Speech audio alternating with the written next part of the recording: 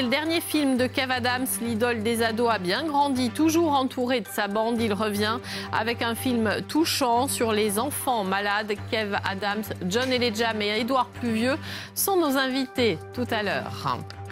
Voilà. Il est l'heure du choix de cette édition. L'idole des ados a bien grandi et c'est avec un film touchant, drôle aussi qu'il revient. Ami public, le dernier, Kev Adams, un film tourné, réalisé avec sa bande d'amis. Avant de les accueillir dans un instant sur ce plateau, voici la bande-annonce. Mon frère va mourir d'un cancer. Merde, c'est grave. Faut qu'on réalise son rêve. On va organiser un faux braquage.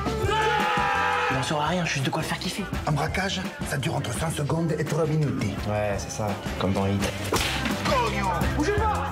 Tout le monde reste cash! Directeur de la banque, il est où? Je t'en crie! T'es quoi là? À l'arrêt spécial, on braque ta banque. Dans ma banque j'y suis, et vous non. C'est ce con de GPS, il a confondu l'avenue et le boulevard de Général Leclerc. C'est des amateurs. En cas d'interpelle, on sait pas comment ça peut réagir. Mon nom est Léo Pérez. Je suis un Robin des banques.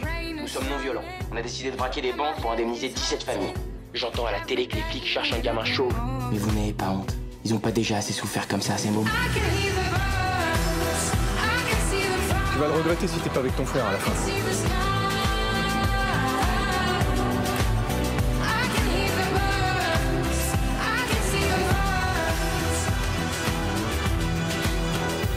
C'est fou ce que vous avez fait pour moi.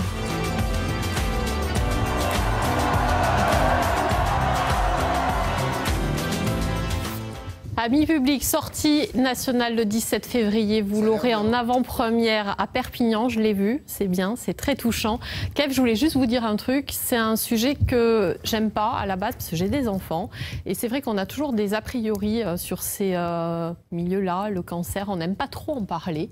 Et je trouve que vous avez trouvé le juste équilibre entre le pathos et le drôle. Donc voilà, merci pour ce film. Merci beaucoup, merci à vous pour ces très beaux compliments. C'est exactement ce qu'on a voulu faire avec mes camarades ici présents. Vous l'avez dit, c'est un film de potes, mais c'est aussi un film de famille. Les potes, c'est un peu la famille qu'on choisit. Et c'est aussi ça que raconte ce film. C'est pas uniquement un film sur la maladie ou sur le cancer, parce qu'effectivement, ça peut paraître effrayant comme sujet. Évidemment qu'il y a ça en toile de fond, parce que c'est important voilà. On ne vous attendait pas dans ce genre de film. Qu'est-ce qui vous a poussé justement à traiter de ce thème-là? Ça vous dérange pas de me couper la parole alors? Non. Non, parce que c'est mon plateau. Je vais vous le dire. Qu'est-ce qui m'a poussé à faire ça? C'est très simple. J'ai eu l'immense chance de rencontrer beaucoup d'enfants atteints de diverses maladies, certains atteints de cancer, d'autres de mucoviscidose ou même d'autres enfants handicapés. Et c'est vrai que leurs discours m'ont bouleversé. Je me suis retrouvé face à des mômes qui avaient des phrases absolument incroyables, d'une maturité folle, d'une joie de vivre incroyable. Et j'ai eu envie de parler de ces enfants-là. Et le sujet de John était parfait. On avait envie de les traiter comme des héros. Et c'est ce qu'il est d'ailleurs, l'enfant malade dans notre film. Il n'est pas traité comme un enfant malade comme dans les films français habituels avec l'hôpital, l'angoisse. Pas du tout. C'est un héros. On se moque de sa maladie, on rit de sa maladie. Et surtout, on rend hommage au courage de ces enfants qui sont aussi...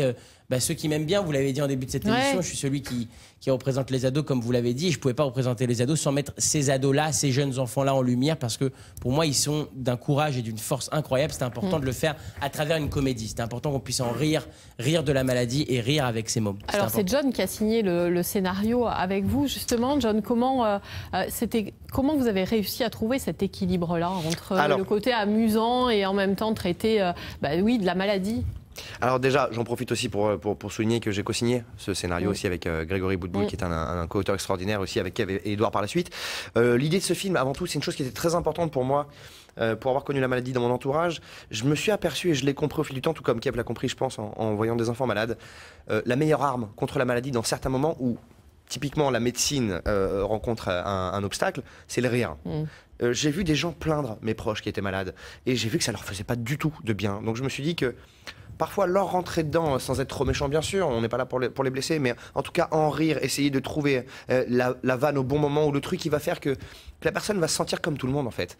Ça, c'était quelque chose de primordial et d'indispensable dans ce film en tout cas. Et puis la trame de fond, c'est l'amitié. C'est une histoire d'amitié. C'est qu'est-ce qu'on serait prêt à faire pour des amis dans ce genre de moment, comme dans tous les moments. Amour, jusqu'où on est prêt à aller, quoi. Donc, exactement. Édouard, vous, du coup, c'est votre premier film en tant que réalisateur. C'est un film de potes, pas justement. Son dernier, croyez-moi. Je vous invite à aller voir ce film pour la qualité de la réalisation.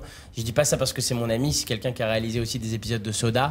Donc je travaille avec Édouard depuis longtemps, j'ai coécrit mes spectacles avec lui. Et c'est vrai qu'il a su faire un travail double, voire triple. C'était des services qui n'étaient pas faciles, non, j'imagine, à filmer. Donc c'est coupage de parole aujourd'hui. Mais non, mais il peut parler aussi. Non, mais attendez, j'ai jamais vu ça de ma vie. Ça fait 20 ans que je viens sur France 3, j'ai jamais vu ça. Non, pas tant que ça, mais on a un petit contentieux, vous inquiétez pas, on va le régler. Édouard, allez-y. Ouh là là là là là. Je sais que j'aurais dû te rappeler, putain, je sais. Merci pour tes gentils mots, mon Kev. Pour rebondir sur ce que disaient mes camarades et ce que vous demandiez, pour nous, c'était pas... moi, j'ai pas mis en scène un film sur la maladie. Du tout. J'ai pas mis en scène un film sur des enfants malades. On a mis en scène un film qui raconte, comme tu le disais, une histoire d'amitié et un film qui rend hommage à la vie. Et donc on a mis que de la vie là-dedans. C'est pour ça qu'il n'y a pas de pathos pour nous. On verse une petite larmette quand même. Oui, parce que les sujets sont pas faciles. Parce qu'on s'attache à cette bande. Ouais, et que le sujet n'est pas facile, mais comme on l'a traité qu'avec avec uniquement de la vie et de l'humour, c'est pour ça que j'espère que vous l'avez ressenti comme ça, qu'il n'y a pas de pathos dans ce film. Kev, vous avez bien grandi. Tiens, regardez, en 2012, on va le régler maintenant, le contentieux. Regardez ce que vous m'aviez fait. C'est l'heure des casseroles. Ouais, c'est ça. Non, surtout pour moi d'ailleurs, parce que j'ai changé. Un garçon, je peux pas la laisser vivre. Une fille, laissez-la vivre. Laissez-la, la totale, string soirée, ça va être la totale. Elle va kiffer et elle va vous adorer. Elle va vous dire, maman, t'es la meilleure. Laisse-moi te le dire. Et sachez que je ne vous vois pas, mais votre voix est très très jolie. N'hésitez pas à me présenter votre fille à l'occasion. C'est gentil, j'y penserai. C'est votre fille qui l'a jamais rappelé, en fait. C'est ça, il a jamais rappelé ma fille. Maintenant, je vous vois et je vous dis, chacun reste de son côté, y a pas de problème. Ça s'appelle un deuxième contentieux, il va revenir dans un an pour un autre projet. On se revoit bientôt. Merci. Non, évidemment, c'est toujours un plaisir de faire des interviews avec vous, que ce soit à distance ou en vrai. Et c'est toujours un plaisir de venir dans la région. Merci beaucoup de nous avoir reçus. Merci et rendez-vous le 17 février pour ce film. Montpellier, Perpignan, on est chez vous, hein. Merci à tous les trois. On est ici chez vous. Le 12-13 continue. Rendez-vous ce soir à Perpignan. Rendez-vous est pris. Et merci infiniment d'avoir été avec nous. Allez, belle journée. On est chez vous, les gars.